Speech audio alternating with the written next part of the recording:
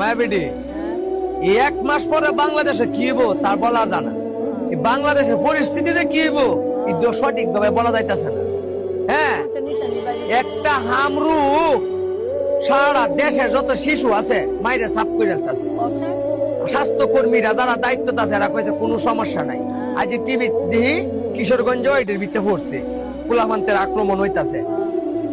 মন্ত্রী আয়া টিভির মধ্যে কইতাছে যে পরিমাণের তেল আছে দেশে কোনো সংকট নাই, অথচ পেট্রোল পাম্পে গেছে দেখবেন 10 কিলোমিটার রাস্তা ওটা গ্যাঞ্জাম, মানুষ কি উবে দুবে বই রয়েছে। কইতাছে আইন যার পরে কোনো মার্কেটও যাওয়া যেত না, কেনাকাটা বন্ধ।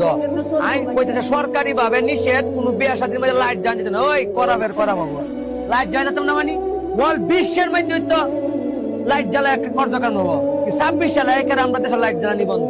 তোমরা কই ব্যর্থতা দেও? তোমরা এই দেশকে উন্নয়ন নেব?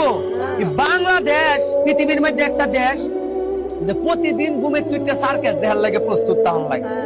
বাংলাদেশ ঘুমের তুইটা টিভিটা চাললো এই নতুন নতুন কারিশমা। ওখানে দেখুন কারেন্ট দেয় কদিন ধরে, কারেন্ট নাই, জ্বালানি নাই, দ্রব্যমূল্যের দাম বাড়বো। দ্রব্যমূল্যের দাম বাড়াইলে ফুলার চাল লগে বাড়ায়, গরিবে ফুলার চাল খান। ফুলার চাল 500 টাকা কেজি লোক গরিবের কোন আয়জা, মুড়ার চালটার দামটা একটু কমায় দিতে। দেশের উন্নয়ন কখনো হবে না। আমরা যারা উন্নয়নের আশায় এক একবার এক এক পদক্ষেপ নিয়ে এই দেশটা বদলাইতাম, এটা সব ফাঁকা রাঙ্গে আলাপ সালাপ, এই দেশ বদলাইতো না। এই দেশের নেশার, এই দেশের লিভার কিডনি যত কিছু আছে, দেশের যে মূল জিনিসটা এটা হচ্ছে সাদাবাজি, দুর্নীতি, সুর, ভাটপাত, বদমাশ, রেপ করে নেশা কা বইছে।